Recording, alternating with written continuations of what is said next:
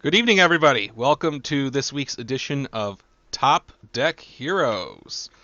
We got your regular hosts, myself and Kevin Broberg. Welcome to the show, ladies and gentlemen. So we'll start at the top of the hour with some news. Slow news week this week, actually, Kevin. Only things really coming out of Jasco HQ. They made the Top Gun and Buffy the Vampire game. They have now street legal. They officially released yesterday. It's really exciting. I'm excited. Top Gun's amazing, and I'm excited to see if Buffy the Vampire Slayer lives up to that promise. I definitely have engaged absolutely zero with Buffy in my life, where I've watched Top Gun once, and seen enough pop culture references to it to kind of get what's going on. So we'll see if it's fun on its own merits, and if the hardcore fans really get into it either. And really, the only other news to consider for this week is there is a PTC coming up Saturday and Sunday in Las Vegas, Nevada. Kevin and I will both be traveling out for that event, and we'll see if we can steal the Las Vegas kids' lunch money Yeah, man, we're gonna finally see these new Blood Omen Red Horizon 3. See all these awesome cards in action in a proper uh, format, in a not proper some format. weird no KOF format. In the format where everyone can show up with their cards and play with them. Although I wonder if extended will start to pick up as cards actually rotate out that people are really gonna miss. If we'll see any diehards playing their Terry Bogard or Leona or whatever decks. See, I won't play Despite extended rotation. until they ban When the Moon Comes Over the Mountain and Garrett Brett. So it Well, just isn't going you to can have happen. you can have informal extended, maybe casual extended. Fair enough. Fair enough. So I guess at this point we're actually going to move on straight to the main topic tonight. And as announced on Facebook, we're going to talk about cheating. And kind of to preface this, I don't think cheating is a rampant, horrible problem with people trying to take advantage of other players in UFS. Um, Absolutely not. Yeah, it, I it agree. it's my opinion overall that what the things that constitute is cheating under the rules, violating the rules.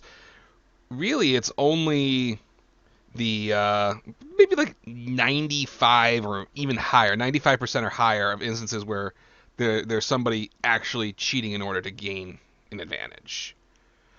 Uh, Wait, do you mean? Could you unpack that a little bit? Because I feel like cheating is a very heavy word, right? And sometimes there's kind of a gray area between what we would call cheating necessarily and something else. And I feel like you're saying that 95% of the time, you're not sitting down and trying to play your opponent, try to like take advantage of them outside of the framework of the game. But you're trying to like you just make a mistake and there's no malice or intention behind it, even if it comes out in your favor. That's exactly what I'm saying. Right.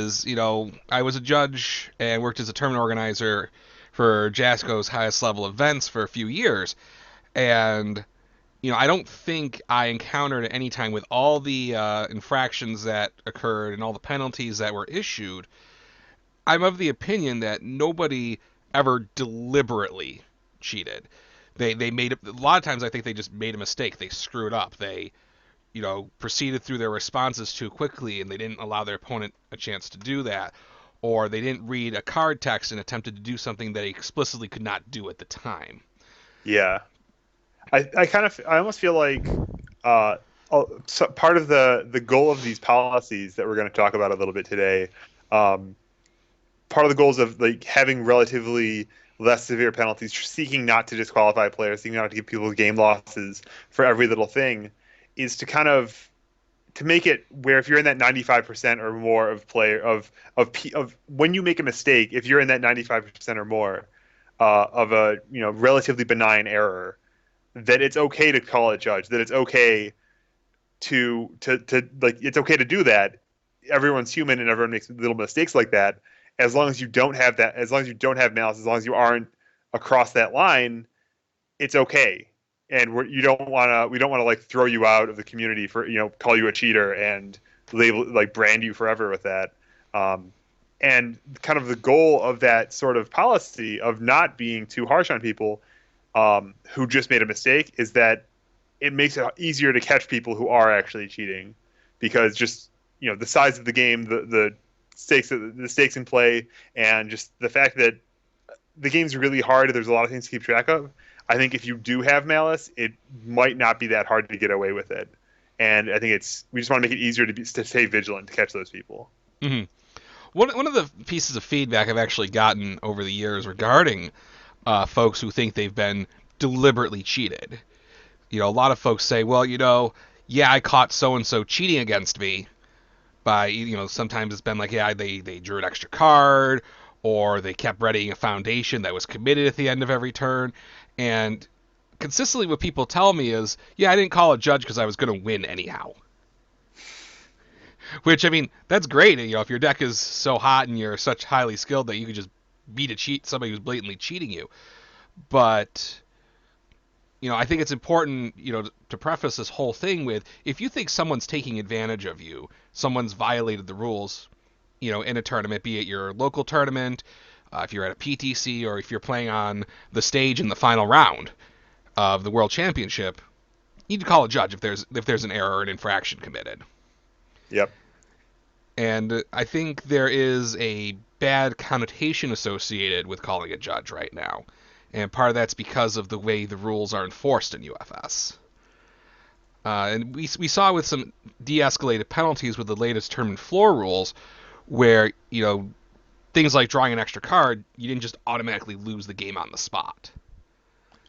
Yeah, the rule there is that, correct me if I'm wrong here, I think you had that open up, but effectively the rule is that if you draw too many cards for some reason, as soon as, like, when the situation's been detected, your opponent, you basically lay your hand out, and your opponent chooses the number of cards that you drew too many of and removes those from the game. Correct. So there is no possible advantage from drawing too many cards if it's detected like this, because whatever you drew, if that was the best card you could have drawn, it's gone forever now. And if you drew a card and it sucked, well, they still got to take the best card that could have been there, because you don't know what could have been in your hand before. Right. And one of the previous alternative before the rewrite of the floor rules was you lost the game on the spot. Yeah. Which has made some pretty bad situations. I remember in the World Championship of 2013 or 14, a player had drawn too many cards at the start of his turn. Yeah, after someone had thanks to a card, a sorely missed card by some these days called Cobra Twist that reduced the number of cards you were allowed to draw at the beginning of your turn. And so this was in a semifinal match, and because the person accidentally drew too many cards, they lost on the spot. Yep. And yeah, they were eliminated. They were knocked out during the single elimination portion of the tournament, near the highest levels. Their day was over. Yeah. And fortunately, the floor rules have changed, because that is a grossly inappropriate penalty for a first offense. Now, had the person in question done this several times throughout the day, that would be a different scenario. That would be a different scenario. Yeah. Then there could be a belief that they are attempting to take advantage. Exactly. That if they show a pattern of behavior, even it could even be an unintentional pattern of behavior, but you have to believe that if they got caught doing it multiple times, there's a good chance they may have been doing it further times than that. And we want to, like, we're here to protect everyone who isn't necessarily playing in every individual match. Mm-hmm. And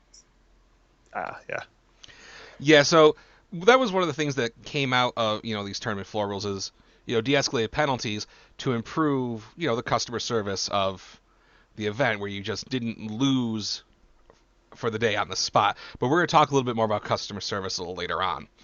The next thing we want to swing back around on and discuss are things that we've seen recently. I mean, we've been watching a lot of streams, we traveled to a lot of tournaments where things happen that could be construed as cheating, or it could simply be an error.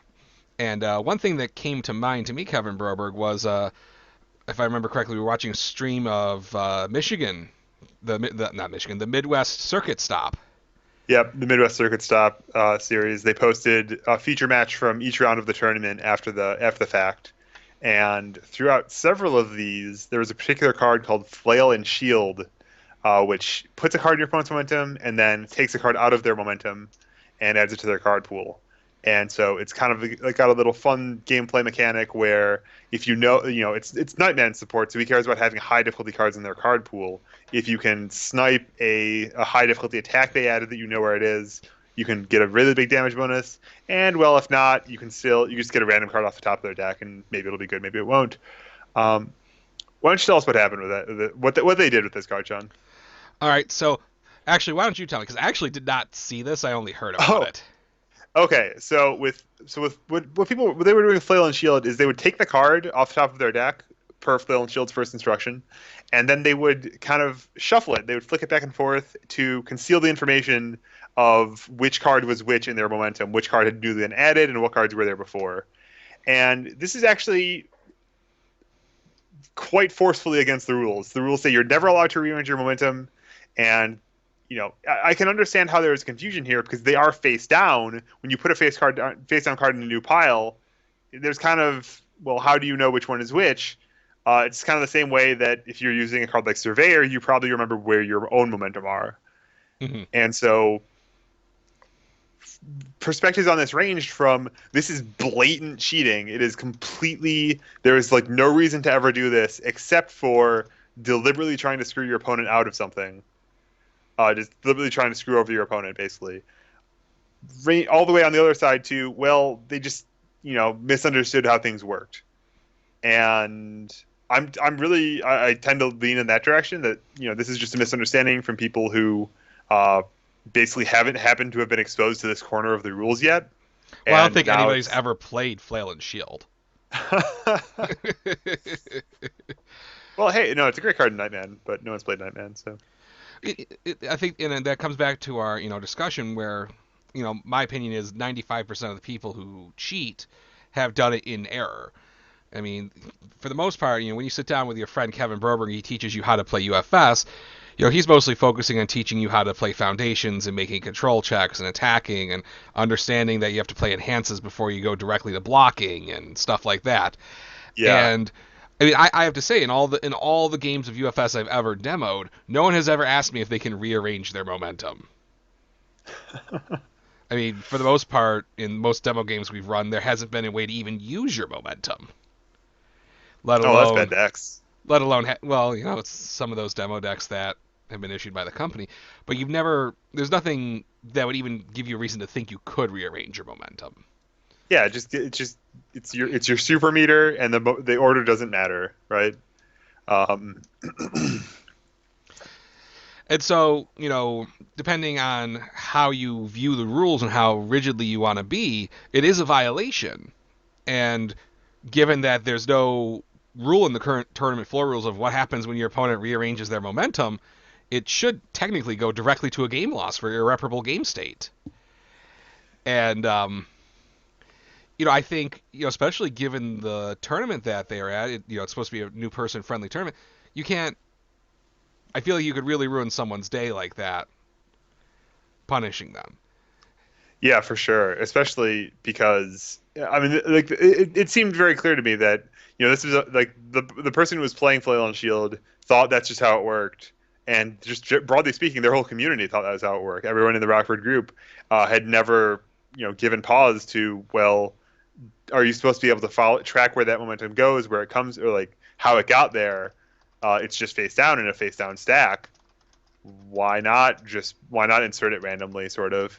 Um, and it just happens that there is a specific corner of the rules that happens to be very clear here, that this is how it works, and kind of really, this is one of the advantages of having streamed matches, is that now we get to talk about this and kind of unify how we see the game. Like now, after this conversation, after the forum thread, and now the Top Deck Heroes, if any of them are watching this either live or on YouTube later, um, now they'll know kind of how the card works and how to play it in the future. And maybe I know I understand that this isn't in the tournament floor rules, but how would you like what would your what would your impulse be, sort of, if you were in a tournament and there was a newer player who was on the wrong side of this?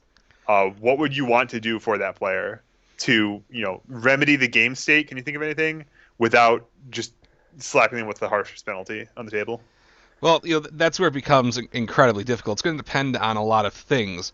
You're going to want to consider, what level event it is. Is it a PTC? Is it the World Championship? Stuff like that. And that's one of the things you got to consider, because with the rules, the way they're written, it does fall back on a game loss.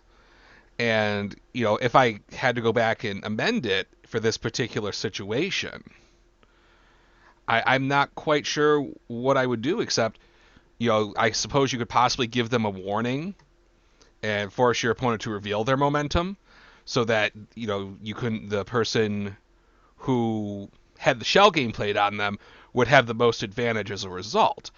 But I see a potential for abuse here, because deliberately shell gaming yourself, and maybe you get a warning, but you really needed to know in that moment what was in your momentum.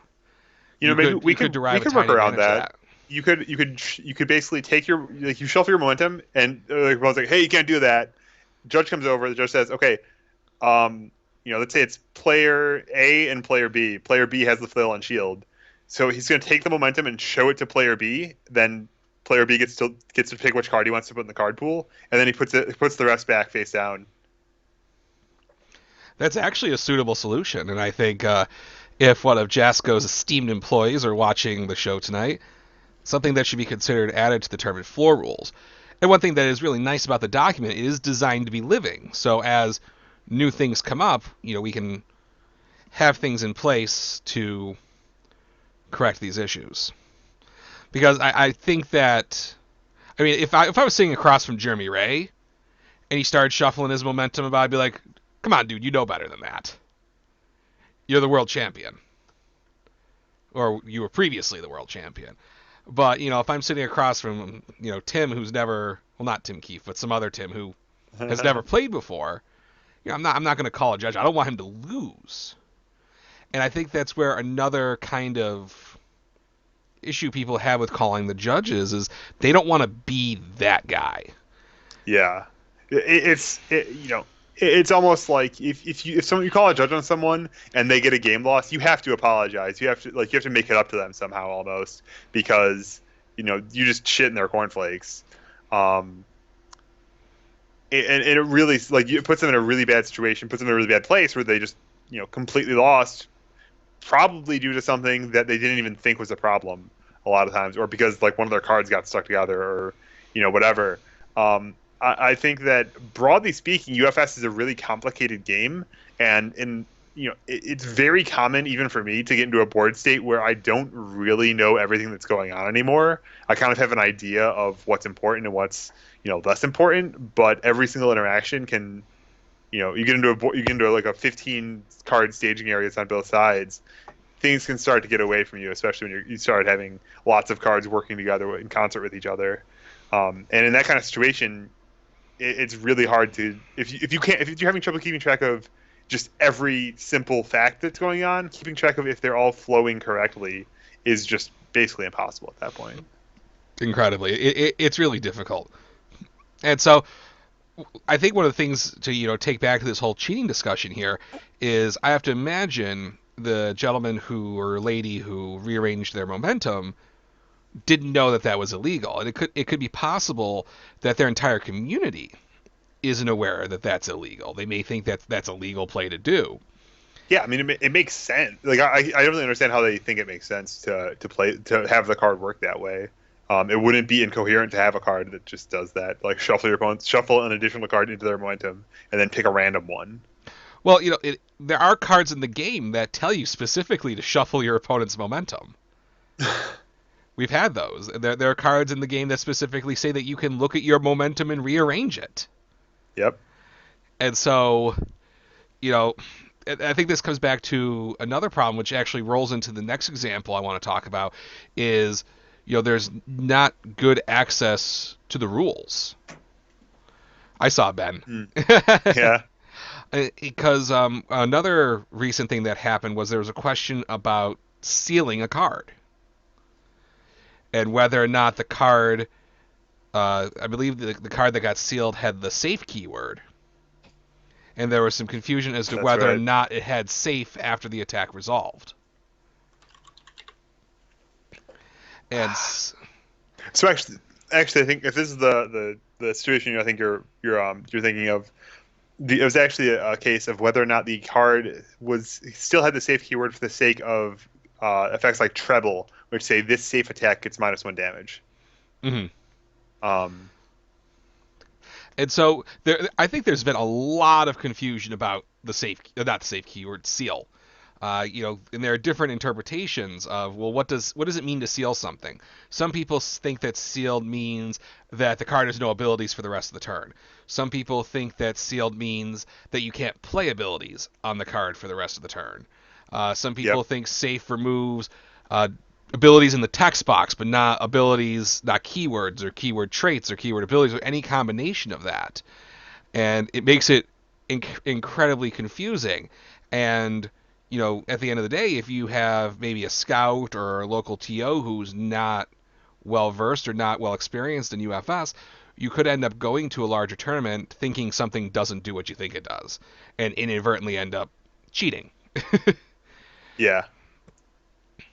And so, for those of you who are curious, the sealing means that a card has no abilities for the rest of the turn. Yep. So it both loses all the abilities it currently has, cannot gain any in the future, and abilities means both enhances responses and forms in the text box, keyword abilities like safe, whether they're static like safe or throw, or plate abilities like stun, and also continuous abilities like assassination attempts in hand or static that you discarded instead of momentum. Mm-hmm. All those get knocked off. And I think, kind of in response to what you were just saying, I think that if the most important thing you can do to try to protect yourself from getting these wrong is when you're not sure about something to post it on the forums, to post it on Facebook, even just kind of lay out the scenario and have a conversation about it. And sometimes it'll be an ambiguous situation, like Dr. Cossack versus Gaining Ground right now. I think is still kind of glitchy, so to speak. There's a hand wave ruling in place there that I hate. But yeah, at the very least you can get some clarity. I try to go on the rules forums and post detailed answers with not just like what I think the answer is, but kind of how like I try to show my work and show you here's where I found it in the LGR. Um, Oh God, I didn't even think about this card in Dr. Cossack. yep, it's the same as pick on someone your own size. So it changes zones, and they're depending on how you depending on what category of effect you put things in, whether they're rule effects or static effects, floating effects, triggered effects, whatever the hell they're called. Either Cossack is faster than Gaining Ground and always removes it, or else you choose. And pick on someone your own size. They said Cossack is faster, so it always gets removed. I don't know how to square that with a ordered universe, so I disagree. But they're name on the side of the building, right? That's right.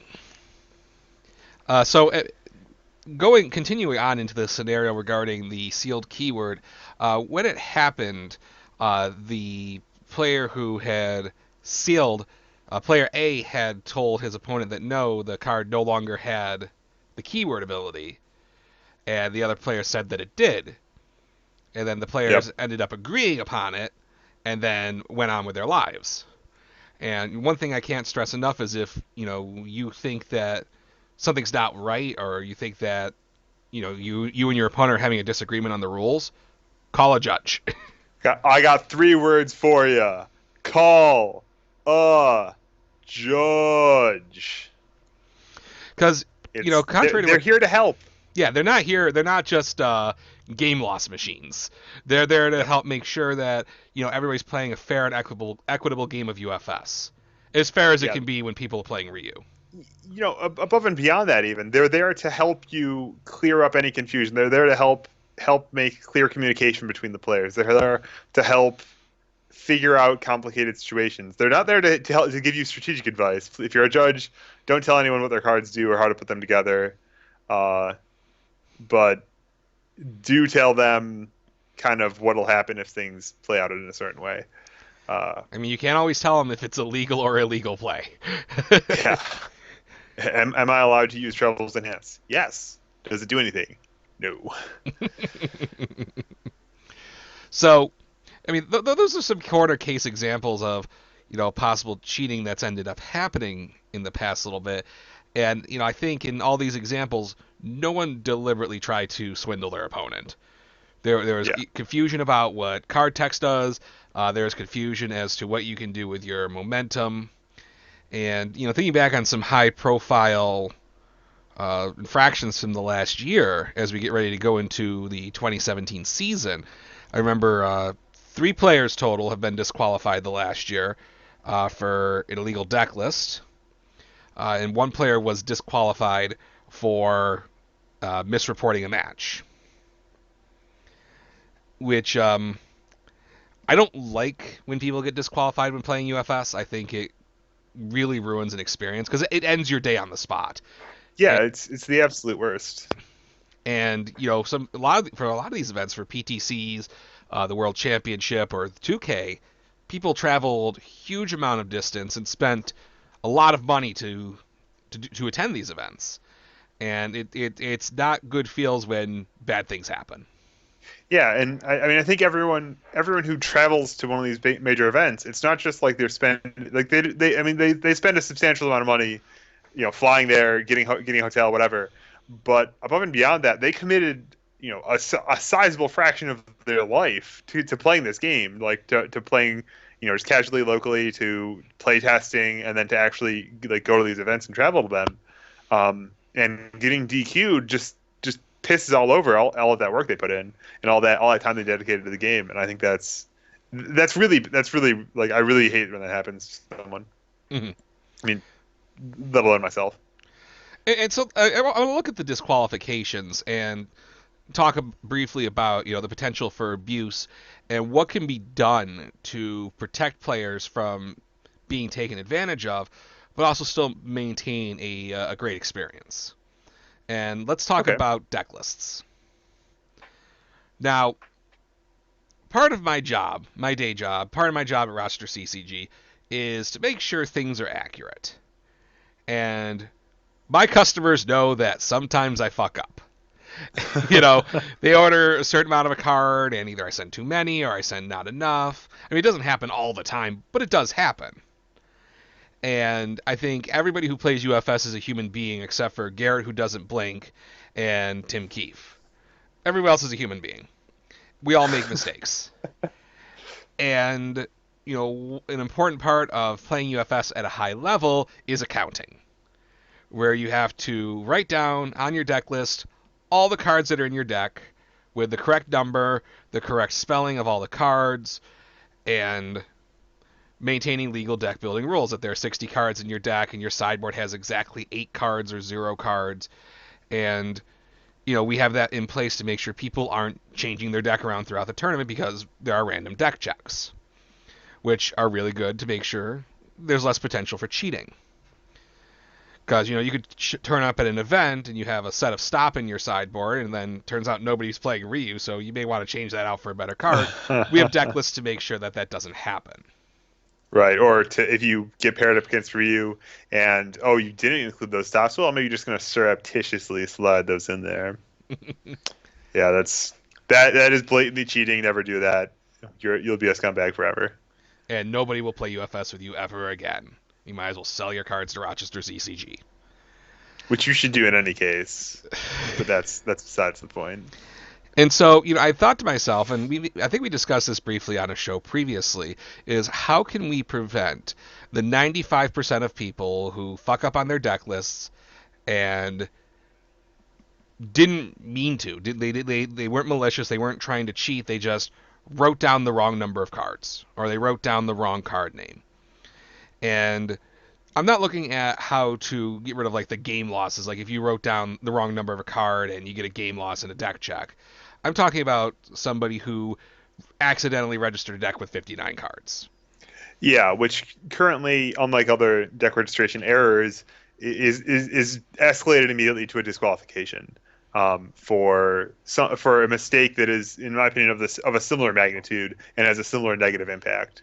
on the experience of everyone else, because this is always a trade-off between kind of customer service for whoever is making a mistake and then customer service for all of the other customers who are showing up and not making mistakes, and making sure that people are protected from people cheating, people taking unfair advantages. It's important to keep that in sight as well. Mm. That we're not just here to like hold everyone's hand, even if they have made egregious errors. We still want to there's still punishments in place to discourage this, to make sure it's never profitable to deliberately make these kind of errors, on top of catching people who are cheating. I mean, and even so, like the incorrect deck list isn't even in the floor rules as being disqualified, but the penalties that have to be assessed disqualify you overall. So Okay, you have to present a legal deck at the start of every round, right? That's in the tournament floor rules. If you don't do that, you get a game loss. Your deck also has to match your deck list. If that's not the case, you get a game loss, and you have to make your deck match your deck list. Well, if you register a deck with 59 cards in it, and you get deck checked, it's like, well, Kevin, I'm sorry, you have 59 cards in your deck. You're gonna get a game loss, and you have to now make your deck match your deck list. So you make your deck match your deck list, and now you present a 59 card deck. If you present an illegal deck, you get a game loss. So while it does not specifically point to disqualification, you are effectively disqualified because you get 2 game losses. And it's impossible in the rules right now to correct the error. Because you have to present a legal deck, your deck also must match your deck list. And that kind of gets us in a really nasty area. And so I don't think for somebody who forgets to register copies of a certain card in their deck, and then all of a sudden their deck list is 56 cards, you shouldn't be done for the day because of that. yeah, it's especially troubling when you show up with a 60 card, a legal 60 card deck, and then make an error during registration and play legal games all day, but due to that error on your deck list, you have the worst penalty dropped on you. Yeah, Um, you're by the rules, you now are legally required to present an illegal deck. yep. And so, So, do you wanna get to the punchline of what we think we can do as an alternative to disqualification here, or do you want me to present it? oh, it's all yours. I think I've All talked right. about it before, so you can have it. Yeah. So the idea we have here is that, effectively, rather than disqualifying you on the spot, by having these cumulative game loss penalties, allowing you to concede the first game of every match. So you effectively get a game loss for the mistake on every match you play for the rest of the day, and then allowing you to sideboard, um, after for game two, such that you have a 60 card deck to present, and also relaxing the sideboard restrictions, that you're allowed, you're not presenting an illegal deck by only having 4 cards sitting in your sideboard. Mm-hmm. And this I don't know exactly what we're compromising by taking away the all or nothing sideboard rule. It doesn't make any sense to me that that's important. Um, but there might be something there I'm missing. And in exchange, we get to let people who make a certain category of mistake continue to have a chance to compete. We take away the random buys during top 8 when your opponent happened to get DQ'd. And we kind of restore some of the integrity of the tournament and improve the experience for all the players. And also, there still isn't any incentive to ever do this, because you have to win all of your matches 2-0. You concede a game for free. You could just sit down and just not play just only play attacks, and you'd have better chances of winning the match, because you still get to sideboard after your first game at that point. No matter how silly your strategy is in game 1. This is strictly worse than taking any line whatsoever before you get to your sideboard. So it seems to me that this still, this improves the overall balance of everyone else's interest who's playing by the rules versus the people who are making Idiots. mistakes. Yeah, people who have screwed up in some way, and it also it not only raises the overall level here across all of the possible mistakes you can make over here, but it also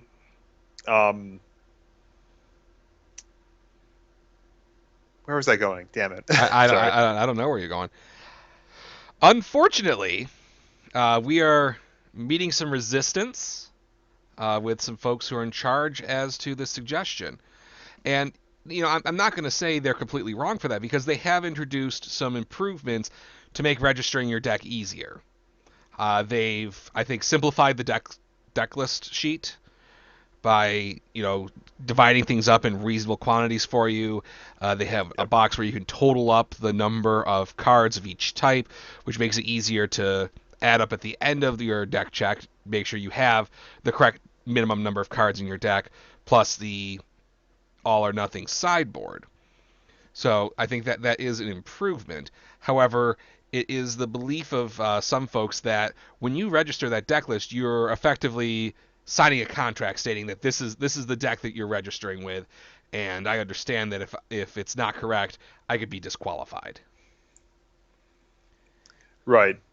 And the what strikes me very funnily about that is that you said it can be disqualified, and that means they have the option to disqualify me or not based on further criteria, and those criteria seem to be disjointed from the actual impact of the penalties on anyone else. Mm-hmm. Like the contract becomes its own end like kind of like how you can get arrested for resisting arrest, sort of. You can get disqualified for breaking your contract, which and the contract exists not as an end in and of itself, but it exists to protect people from people cheating by changing their deck list in the middle of the tournament.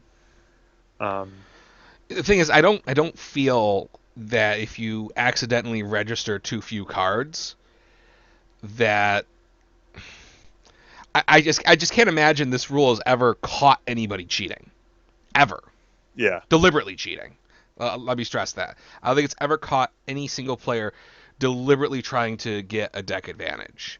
And it happened several times last year, and I don't believe that any of those people were deliberately cheating. I know it's happened to certain people on the show. I know it's happened to certain previous champions.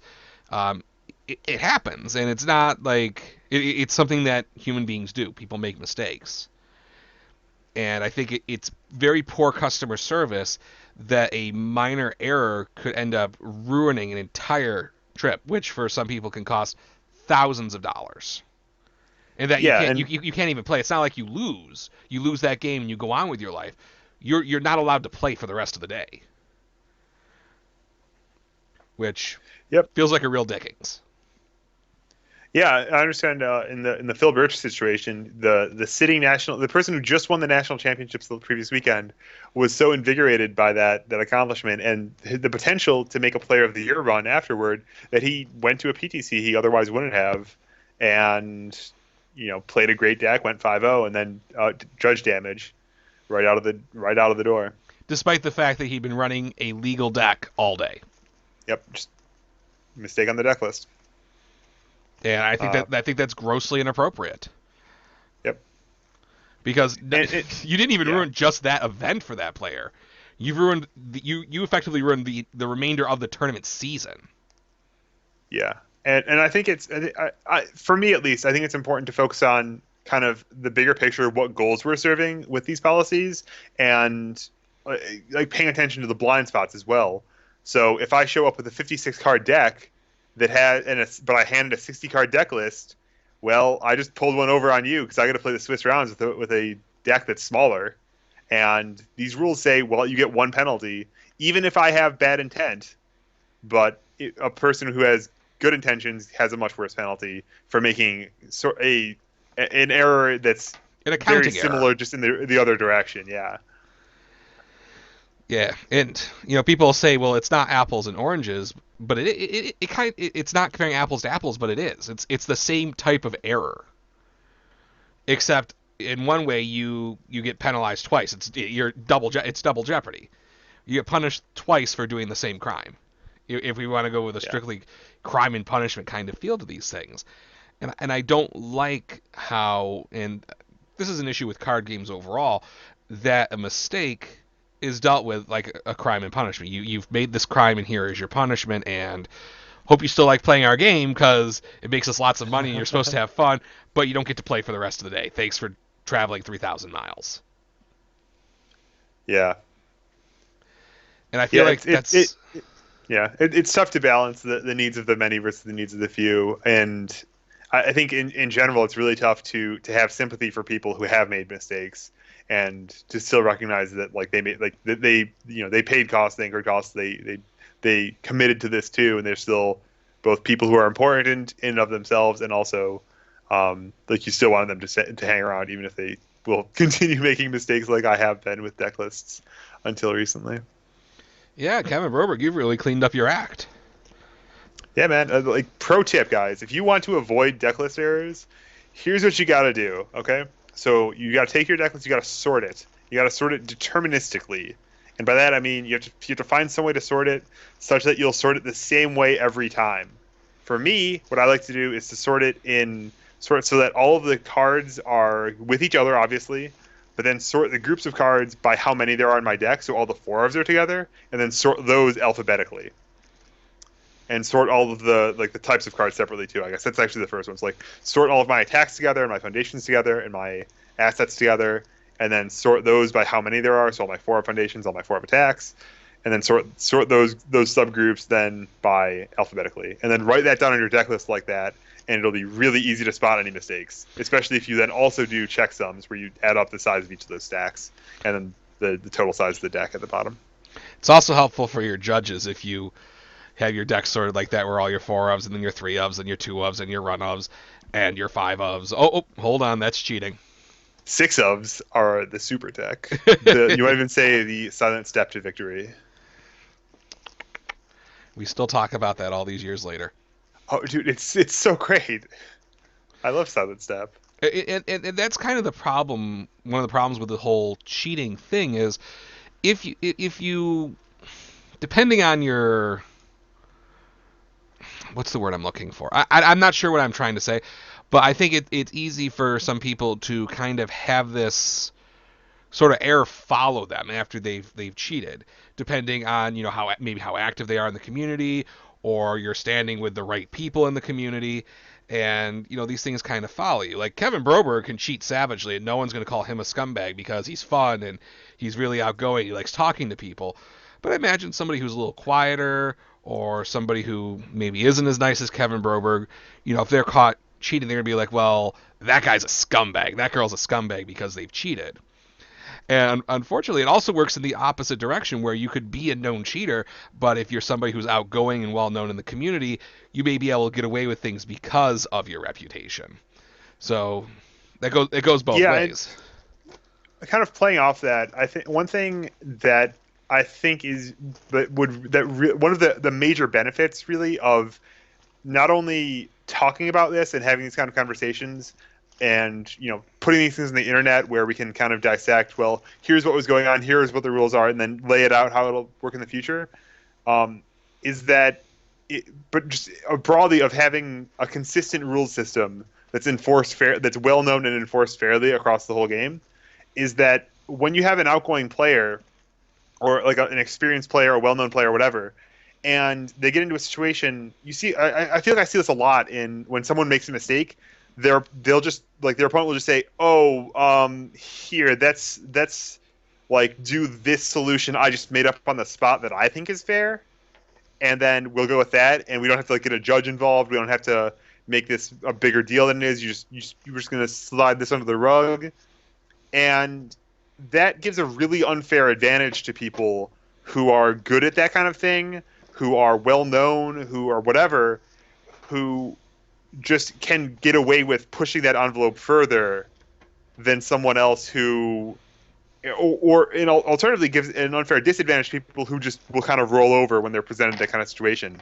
We're here to see who's the best UFS player, who can manipulate the cards, who can build the best deck, not who can socially manipulate their opponent the best. Mm-hmm. And so, we saw on the this is a takeaway from the seal versus treble versus safe interaction, is if you just it was just kind of like, no, yeah, he keeps the ability, and he didn't realize he was wrong about it keeping safe, but he was wrong, and a judge hopefully would have cleared that up for him. But his one just kind of went with it. Okay, I guess I'm in the wrong here. uh, that's not really fair to him, even though he like. Can I He, get what yeah, yeah, I mean, he agreed to the terms of that, but you know, deliberately or not, you just got swindled yeah. with. And I think that kind of negotiation is really not appropriate It's to be dangerous. going underway. Yeah. So Call a call a judge. judge, and hopefully, And if Jasco Games is paying attention, maybe they'll consider, our proposition, so less people do get disqualified for accounting errors. yeah, I think it's really valuable to make it okay to call a judge, to make it so that judges aren't just handing out judge damage. That should like, and it even goes above and beyond what we can do with the rules. Um, to again, if Jasper Games is watching, pay attention to how you make cards so that people don't get judges called on them. Uh, we don't see Cobra Twist anymore. I hope we never see a card quite like it.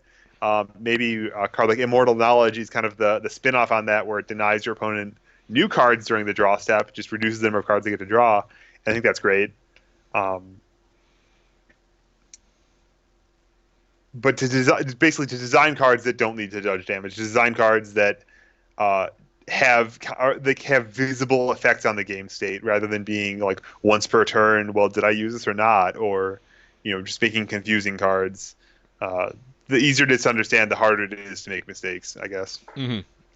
Absolutely One of the other situations that came up recently was someone played on camera played Dave Wagner's form, which says if you reveal an asset and if you don't have a copy of that asset in your staging area, you add it to your staging area.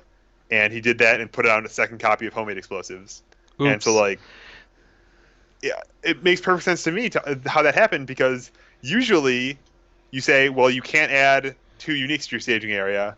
And well, you read Dave Wagner, okay, you read that and you're like, well, what does this mean? Oh, I can't double up on uniques. Like play a blind buddy, use it, and then drop a second one and use that on consecutive turns or whatever. Um, and it didn't actually matter how the game played out, but it was technically illegal to do that, even though it's two non-uniques.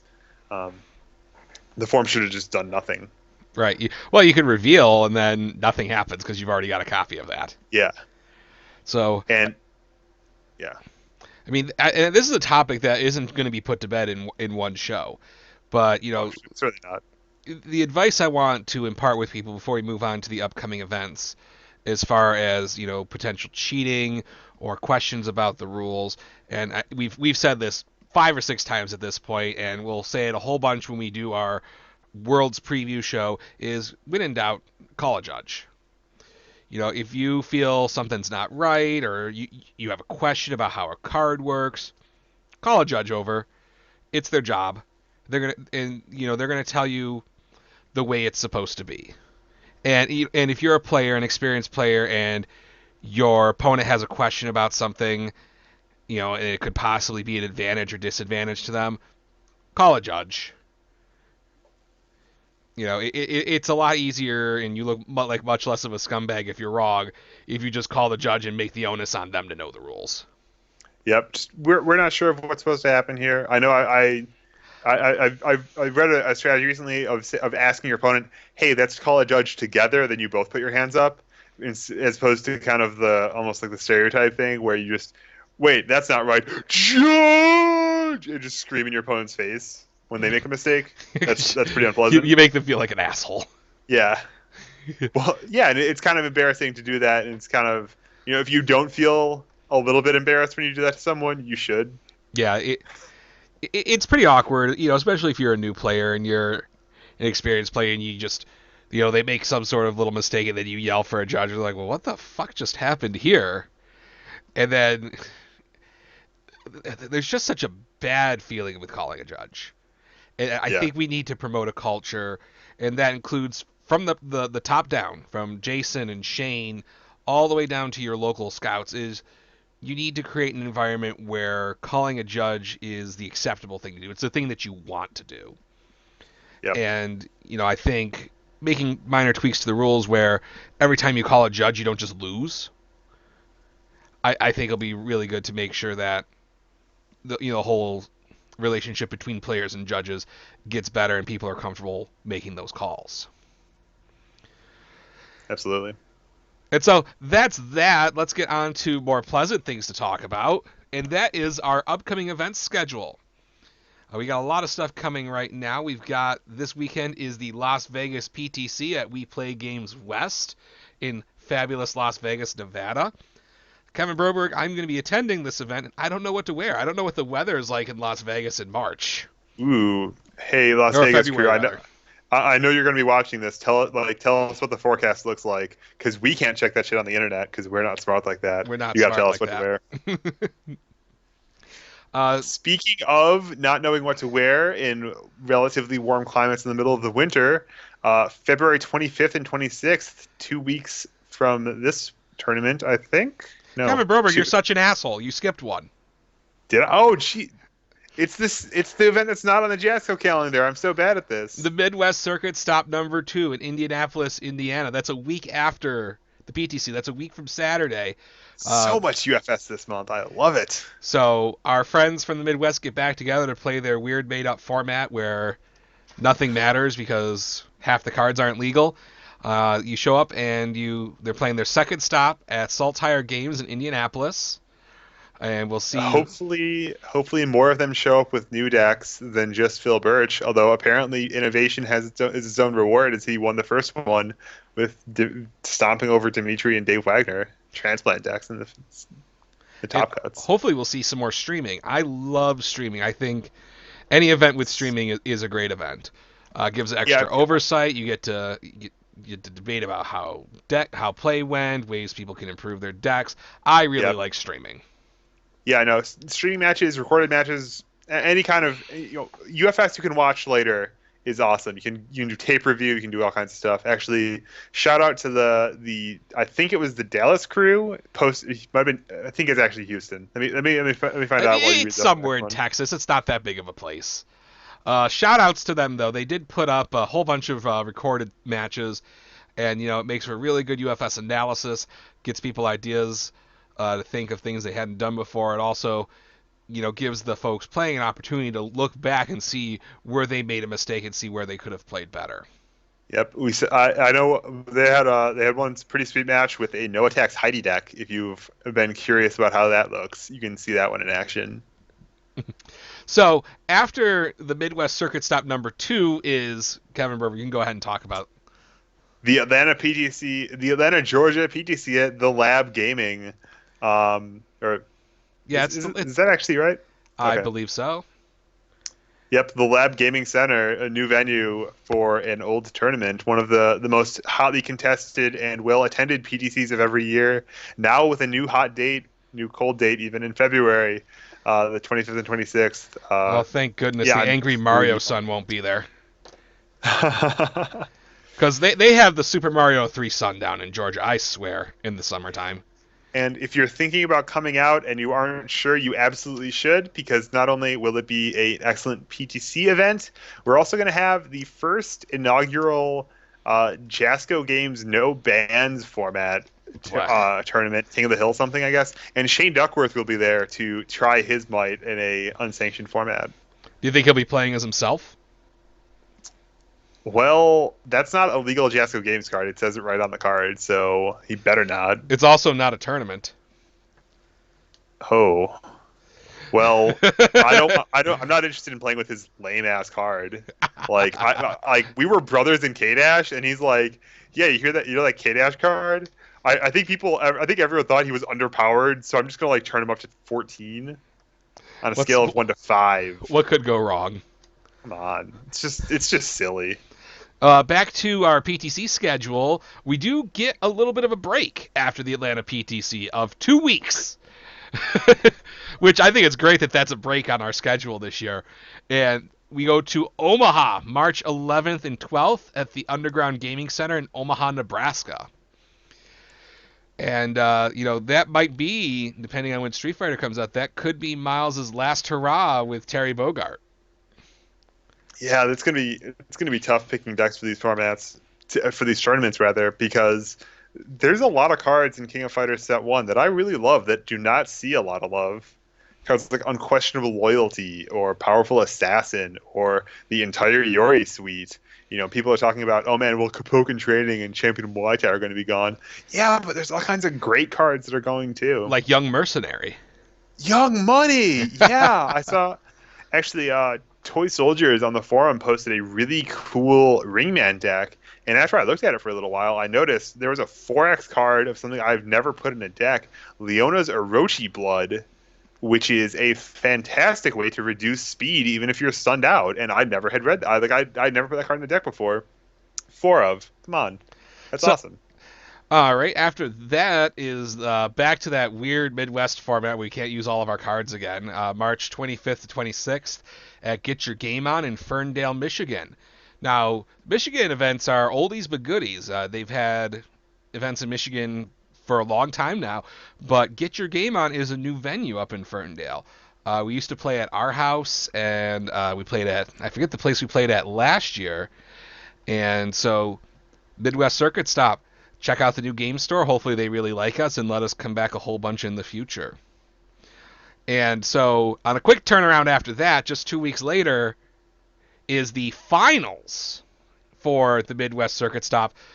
But there's a hitch. They have to actually play with all their cards this time. It's the St. Louis 1K at Dizzy Dugout in Collinsville, Illinois, April 8th and 9th. So that event is going to be going on. That's a Rochester CCG sponsored event. I'm working with Jasco to get some pretty cool prize support for the event. We want to get a custom playmat again. Hopefully we'll be able to get a cool promo to hand out. And because it's not an official Jasco event, Jasco Games employees are permitted to enter and compete. And maybe they'll take home a chunk of that greatest promotional material of them all, cold hard cash. Oh yes. The winner of this tournament will be leaving with 500 of my dollars, of my cash. Person who comes in second place will be taking 250 of my dollars with them. Third and fourth will each take 125 of my hard-earned money. I'm giving back to the community. It's going to be great. It's going to be the biggest tournament we've ever had. It's going to be tremendous. And no so-called judges are going to give out judge damage. Oh my god. We've got some other things exciting coming down the pipe. We are working on reviving the Empire Circuit, but we are going to change it up this year. We are going to be doing things a little differently. We're going to turn it into a professional wrestling type series where we will crown a champion at the first event, and there'll be fun events to give you the opportunity to dethrone the circuit champion. So we'll be hoping to start that here in the spring.